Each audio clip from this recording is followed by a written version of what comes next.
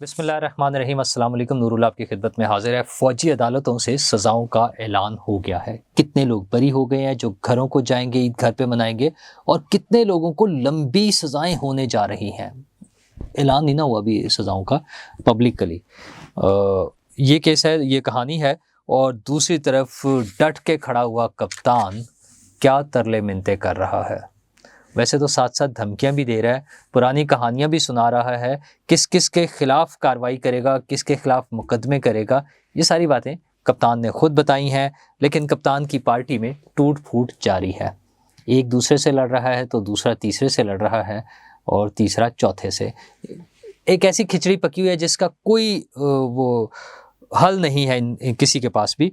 और वैसे तो कप्तान का इद्दत वाला केस भी चल रहा है तो फजूल सा केस, लेकिन बहरहाल चूँकि केस है और खान साहब खुद भी मजहबी टच देने की कोशिश करते थे तो इस हवाले से वो केस चल रहा है। वज़ीर आज़म साहब सऊदी अरब पहुंच गए हैं और चेयरमैन सेनेट का फैसला हो गया है। चेयरमैन सेनेट कौन होगा? तो जनाब इमरान खान साहब ने जेल में सहाफ़ियों से बातचीत की है। और आपको पता है ना कि इमरान खान साहब की जो कैद बा मुशक्क़त है जेल में, वो बिल्कुल एक पार्टी सिस्टम चल रहा है कि वो पॉलिटिकल पार्टी सिस्टम नहीं, वो जो ना पार्टी हो रही है और ये हमारी पार्टी हो रही है, ये वो वाली पार्टी हो रही है। तो खान साहब उन सारी चीज़ों के साथ साथ वहाँ पर खिताब भी करते हैं। खिताब इसी तरह हो जाता है ना कि लोगों से वहाँ गपशप लगाते हैं, सहाफ़ियों से, उनके पसंदीदा सहाफ़ी जो वहाँ मौजूद होते हैं, और उसके बाद फिर पूरी तफसील के साथ वो डिटेल जो है पीटीआई का अपना सोशल मीडिया, उनका ट्विटर अकाउंट और वहाँ सब जगहों से वो शेयर हो जाता है लोगों के लिए। तो खान साहब ने एक बड़ा लंबा चौड़ा सा वहाँ पे डिस्कशन की है जिसमें बहुत सी बातें हैं। उन बातों में वो ये बता रहे हैं कि लंदन प्लान कैसे बना था, लंदन प्लान में कौन कौन शामिल था, जिसमें उन्होंने अदलिया को भी शामिल कर दिया, मोहसिन नकवी को भी शामिल कर दिया है, इलेक्शन कमीशन को भी कर दिया है, और जनरल आसिम मुनीर को तो उन्होंने रखा ही हुआ है। वैसे वो ये बता रहे हैं कि जनरल आसिम मुनीर जो हैं उनको उन्होंने पैगाम भिजवाया था आरिफ अलवी साहब के ज़रिए जो सदर पाकिस्तान थे, और उसके अलावा अली जैदी साहब वो भी राब्ते में थे, उनके ज़रिए भी पैगाम पहुँचाया। सदर आरिफ अलवी से तो फ़ोन करवाया था उन्होंने कि वो न्यूट्रल रहें। अच्छा, इमरान खान साहब भूल जाते हैं कि उनके अपने ख्याल में न्यूट्रल तो जानवर होते हैं और फ़ौजियों को तो न्यूट्रल बिल्कुल भी नहीं होना चाहिए। तो अब पता नहीं क्यों उन्हें वो न्यूट्रल बाद में ख्याल आता है, जब अपनी बारी गुजर जाती है तो फिर उन्हें चीज़ें याद आती हैं। उसमें अब ये भी उनका दिल करता है कि वो न्यूट्रल होने चाहिए थे, और उनके बकौल उन्हें ये यकीन दहानी कराई गई थी कि वो न्यूट्रल रहेंगे। क्यों? ये बताने से वो कासिर हैं। पर उनका ख्याल ये है कि उनका मैंडेट चोरी किया गया है, और उनका मैंडेट बिल्कुल वैसे ही चोरी किया गया है इमरान खान साहब के बकौल जैसे शेख मुजीबुर रहमान का मशरिक़ पाकिस्तान में किया गया था, और उसके बाद फिर सानहा सकूत ढाका जिसको हम कहते हैं, या पाकिस्तान की बांग्लादेश का पाकिस्तान से अलहदा होना, बांग्लादेश का क़याम जो है उसको कह लें। लेकिन उसमें तो उनकी तो सीटें तो कोई नहीं तब्दील हुई थी। उन्हें जितनी सीटें मिली थी उन्होंने तो उस पर एतराज़ ही नहीं किया था। मशरिक़ी पाकिस्तान में उन्होंने स्वीप किया था और यहाँ पर उनकी मगरबी पाकिस्तान में उनकी सीटें नहीं थी। अच्छा, पीटीआई जब अपने इस कंपैरिजन करती है तो पीटीआई को जो मैक्सिमम सीट्स मिली हैं, तकरीबन स्वीप वाली पोजीशन जो है वो उनकी केपी में है। तो उन्हें एक सूबे में मिला है उस वक्त एक साइड मशरिक़ी पाकिस्तान और एक मगरबी पाकिस्तान में जो सिचुएशन थी। अब अगर यूनिट्स ज़्यादा हैं तो उसमें केपी में उनको बेहतर रिजल्ट्स मिल गए हैं, सिंध में जो है वो पीपल्स पार्टी को मिल गए हैं, बलूचिस्तान मिक्स है, इसी तरह पंजाब में वो करीब करीब थे। काफ़ी सारी सीट पीटीआई की बहुत सारी सीटें हैं तो उसमें मिल चुके हैं। उन्हें पता नहीं क्यों वो बांग्लादेश उनके जहन में कहीं फंसा हुआ है। असल में वो उसको लिंक करते हैं कि अगर याह्या खान मुजीबुर रहमान से बात कर लेते तो सरेंडर ना करना पड़ता, और उनका ख्याल ये है कि उन्हें कोई आकर कायल करे। मतलब वो पैगाम ये दे रहे हैं कि जिस तरह याह्या खान ने, आर्मी चीफ ने उस वक्त के जाके मुजीबुर रहमान से बात नहीं की थी तो पाकिस्तान टूट गया था, तो अब वाला आर्मी चीफ वो मेरे पास आए और मुझसे बात करे और मुझे कायल करे। अजीब बात है वैसे। अच्छा, और एक तरफ वो डट के खड़ा है कप्तान, दूसरी तरफ वो कह रहे हैं कि मैं अगर बाजवा से अपने खिलाफ वो सारी साजिश करने के बावजूद फिर मैंने कमेटी बनाई थी राब्ते करने के लिए, और 2 मरतबा हुकूमत गिराने के बाद जो उनके बकौल हुकूमत गिराई गई थी।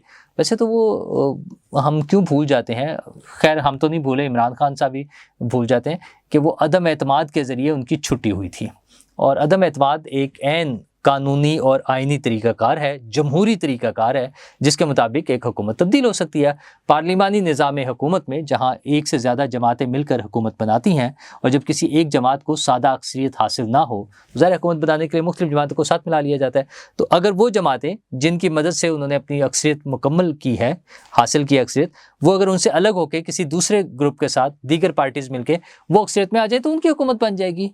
मतलब ये वो सिंपल सी बात है जो उन्होंने कन्फ्यूजन फैला के लोगों को बेवकूफ़ बनाया और उस बेवकूफ़ी को, उस जहालत को वो शऊर का नाम देते हैं। वो कहते हैं अब लोगों में शऊर आ गया है। तो शऊर क्या है कि आपने आइन को नहीं मानना, आपने कानून को नहीं मानना, आपने जमहूरियत को नहीं मानना, आपने पार्लियामेंट को नहीं मानना, आपने अक्सरियत के अमल को नहीं मानना, आपने रिवायात को नहीं मानना, आपने अदालती अहकामात को नहीं मानना। ये उनके ख्याल में शऊर है। उसके बाद अगर लीडर गिरफ्तार हो जाए, सही या गलत, मैं ये भी मार्जिन देकर, सही या गलत दोनों सूरतों में या किसी एक सूरत इनमें से अगर उनका लीडर गिरफ्तार हो जाए तो लोगों को चाहिए कि वो सड़कों पर निकलें, गाड़ियां जलाएं, एयरबेस पर हमला कर दें, अपना शोहदा की यादगारों पर हमला कर दें, कोर कमांडर हाउस पर हमला कर दें, GHQ पर हमला कर दें, मार धार करें, अफरा तफरी फैलाएं, दहशत फैलाएं। और ये शऊर है उनके ख्याल में। ये वो शऊर है जो इमरान खान साहब ने अपनी कौम को दिया और उनके ख्याल में कौम को ये शऊर मिल चुका हुआ है। तो इस सारे शऊर के साथ वो आगे चलना चाहते हैं। असल उनके सारी बातों का जो मुद्दा था, अच्छा वो इस दौरान में जो तोशाखाना केस बना के मेरे खिलाफ ISI ने गवाह लाए और मैं बाहर आकर चेयरमैन नैब और इन फलां के ख़िलाफ़ मैं केस कर दूंगा, मैं उनको अंदर कर, वही पुरानी बातें। लेकिन असल इसमें जो कहानी थी वही थी जो रोना धोना के जनाब मुझे बाहर निकालें और मुझसे बात करें। आर्मी चीफ को चाहिए कि मुझसे बात करें और अपना उन्होंने कंसेंट दे दिया अपनी तरफ से कि अगर मैं बाजवा से 2 मरतबा मुलाकात कर सकता हूँ तो अब वालों से क्यों नहीं कर सकता। मुझे कायल तो करें, मेरी बात तो सुने, आके मुझसे सुन ही लें और मेरे दुखड़े सुने और मुझे अपने साथ मिला लें। और वो हाँ, तो उन्होंने कहा जी वो सदर आसिफ ज़रदारी का हवाला दिया ना उन्होंने कि आसिफ ज़रदारी साहब ने कहा था कि फ़ौज के इमेज के हवाले से एक सियासी जमात जो है ख़राब कर रही है। तो उन्होंने कहा नहीं हमारे हुकूमत में तो बहुत अच्छा इमेज था।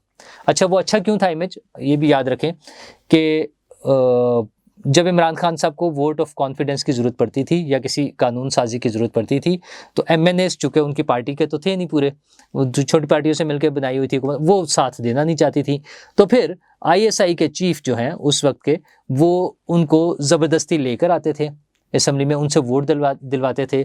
तो ये इमरान खान साहब को चूँकि बहुत अच्छा लगता था, इसी वजह से उनकी पार्टी के लोग बताते थे कि आर्मी चीफ तो कौम का बाप होता है।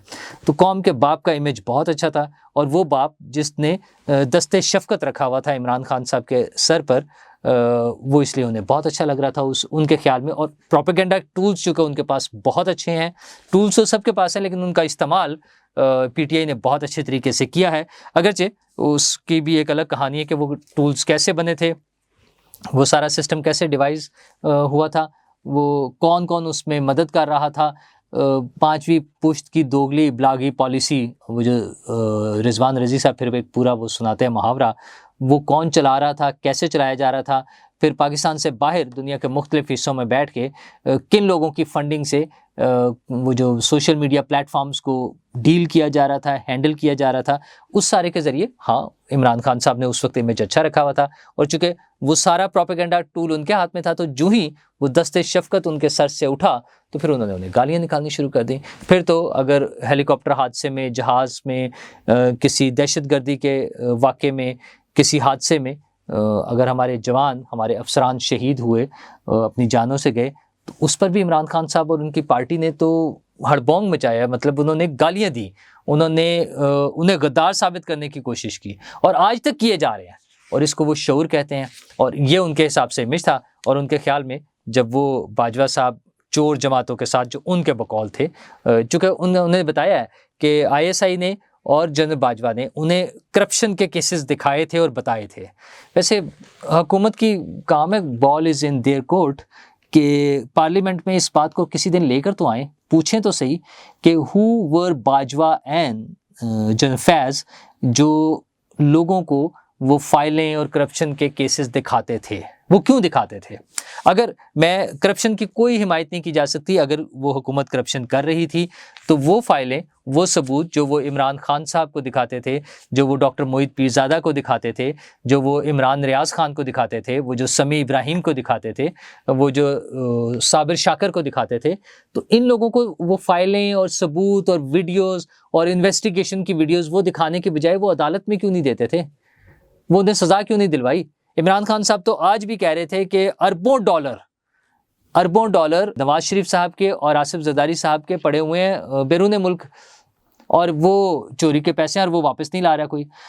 बंदा पूछे कि भाईजान आप 3.5 साल हुकूमत में रहे हैं, वो अमेरिका में खड़े होकर यूं जो मुंह पर हाथ फेर कर कहते थे कि मैं जाके एसी उतरवा दूंगा और वो टीवी निकलवा दूंगा, तो आपने वो जो अरबों डॉलर पाकिस्तान से बाहर पड़े हुए हैं वो मंगा लेते, वो क्यों नहीं लाए?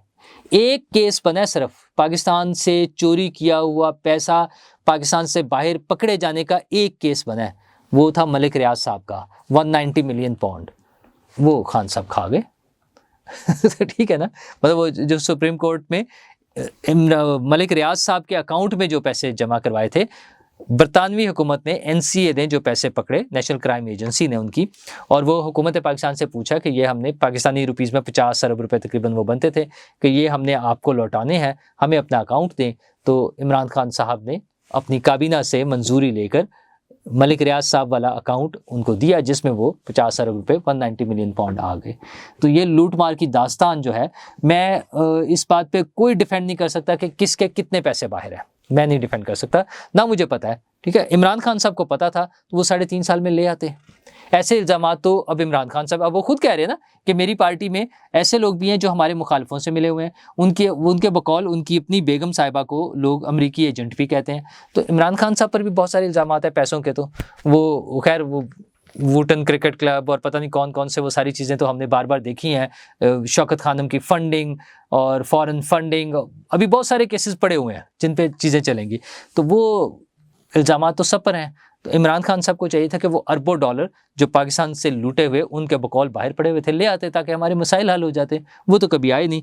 बहरहाल अब उनके अपनी पार्टी में झगड़े चल रहे हैं, जिसमें शहरयार आफरीदी साहब ने एतराज़ किया है और उनका ख्याल है कि जो डिज़र्विंग कारकुन हैं वो आगे नहीं आ रहे हैं और पैराशूटर्स जो हैं वो सामने आ रहे हैं, वो बड़ी पोजीशनों पर हैं। अच्छा, उनके इस बयान की हिमायत की है बैरिस्टर गौहर ने और शेर अफजल मरवत ने भी। उधर अली मोहम्मद खान साहब भी कह रहे हैं कि जो कमेटी बनी है वो गलत बनी है, जो डिज़र्विंग लोग थे, ख़वातीन को नुमाइंदगी नहीं मिली है, मुख्तलिफ सूबों को नुमाइंदगी नहीं मिली है, करें ये पार्टी के उनके इश्यूज़ चलते रहेंगे।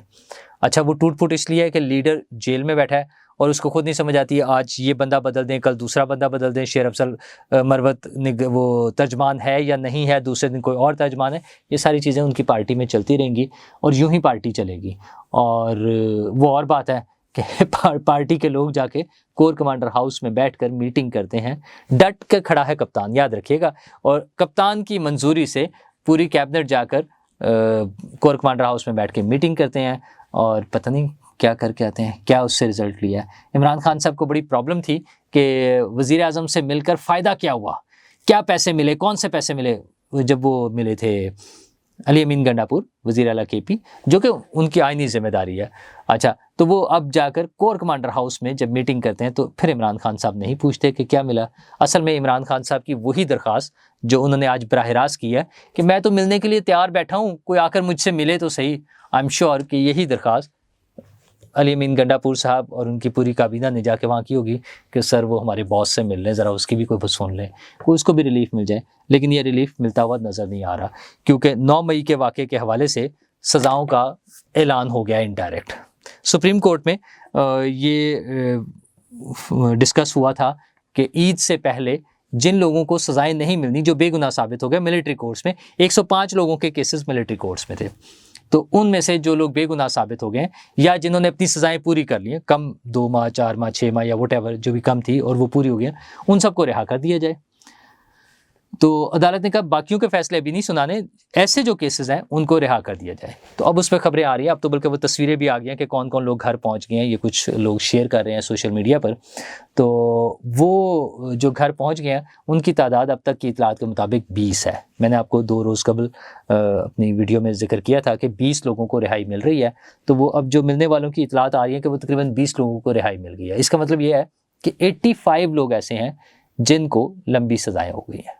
जाहिर है जो जिनके लिए गुंजाइश थी कि वो रिहा हो सकते थे ईद से कबल, वो तो सारे रिहा हो गए हैं। अच्छा, इसमें 2, 4, 5 और समझ लें कि अगर वो अगले 1-2 माह में हो जाए, बाकी लोग 80+ में वो लोग हैं जिनको लंबी सजाएं हो गई हैं। तो इमरान खान साहब मरकज़ी मुलजिम है प्लानर और एग्जीक्यूशन के हवाले से सारी चीज़ों के लिए। इमरान खान साहब इन केसेस से बचना बड़ा मुश्किल होगा। हाँ, हमारे मुल्क में चूँकि केसेस धड़ाधड़ थोक के हिसाब से ऐसे बनाए जाते हैं जिनमें मसाइल भी होते हैं, जैसे इद्दत का केस उनका चल रहा है। इद्दत में निकाह वाला केस जो है फजूल एक चीज़ है, जिसमें कि वो कितने दिन हो गए थे तलाक को, मैं क्या कहूँ, जो उसमें जो सारी बहस हो रही है वो इसलिए हो रही है कि हमने अपने मुल्क में बेहतर रिवायात कायम करने की कोशिश नहीं की है। इमरान खान साहब समेत किसी भी हुकूमत ने, इमरान खान साहब के पास 3.5 साल हुकूमत रही है और वो उस दौरान में मजहबी कार्ड को इस्तेमाल करके एक्सप्लॉइट करते हुए लोगों के जज्बात को वो कोशिश करते थे कि खेलें।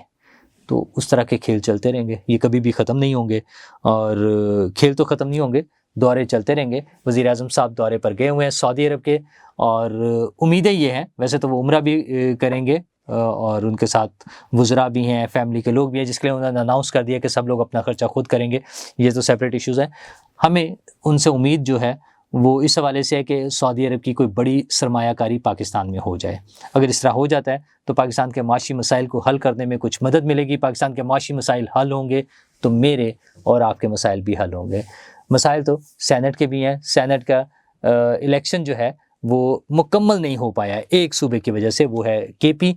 क्या उसके बगैर चेयरमैन सेनेट का इंतखाब हो जाएगा? हुकूमत तैयार है कि उन्होंने चेयरमैन सेनेट का इंतखाब करना है। मंगल के रोज़ 9 तारीख को जो 9 मुंतखब अरकान है सेनेट के, वो हलफ उठाएंगे और उसी रोज़ चेयरमैन सेनेट का इंतखाब भी मुतवक्को है। वो भी 100% यकीनी नहीं है क्योंकि उसमें कोई कानूनी कोई रुकावट, कोई स्टे, कोई अदालती अहकामात वगैरह के लिए कोशिश पीटीआई वाले करेंगे, लेकिन उन्होंने अपने सूबे में अभी तक मखसूस नशिस्तों वालों से हलफ नहीं लिया ताकि सेनेट के अरकान का इंतखाब ना हो सके। तो सेनेट कंप्लीट एक सूबे की वजह से इशू है, लेकिन इस सूरत में कानूनी और आइनी माहिरीन के मुताबिक इलेक्शन हो सकता है। इलेक्शन के लिए हार्ड फेवरेट जो हैं वो यूसुफ रज़ा गिलानी साहब हैं। फ़ैसला ये हुआ था दोनों जमातों में, बल्कि बड़ी जमातों में, कि चेयरमैन सेनेट की सीट पीपल्स पार्टी को मिलेगी। तो यूसुफ रज़ा गिलानी साहब चेयरमैन सेनेट के उम्मीदवार हैं अभी तक की इतलात के मुताबिक। और कुछ सेनेटर से जो मेरी बराह रास्त बात हुई है पीपल्स पार्टी के, उनके बकौल उन्हें ये इंस्ट्रक्शन मिल गई है कि उन्होंने यूसुफ रज़ा गिलानी साहब को वोट देना है। तो ये मरहला भी अपने मंतकी अंजाम तक पहुंच रहा है, सेनेट की तकमील। लेकिन अभी केपी वाला मामला थोड़ा सा चंद दिनों के लिए पेंडिंग है। मेरा ख्याल है वो शायद अब ईद के बाद ही मुमकिन हो सकेगा। लेकिन क्या हुकूमत उससे पहले सेनेट के इंतखाबात करा लेगी? उनकी तैयारियां पूरी हैं। वो चेयरमैन सेनेट का इंतखाब वो पूरी तैयारी के साथ हैं कि हमने चेयरमैन सेनेट का इंतखाब कराना है और सारे इंतखाबात करा लें, वज़ीर बन जाएंगे, पहले ही बन गए, हुकूमतें बन गई हैं, सारा कुछ कर लें। अवाम का भी थोड़ा सा सोचें, हर रोज़ की महंगाई, हर रोज़ की कीमतें बढ़ना, उनको रोकें और अवाम के लिए आसानियाँ पैदा करें। शुक्रिया।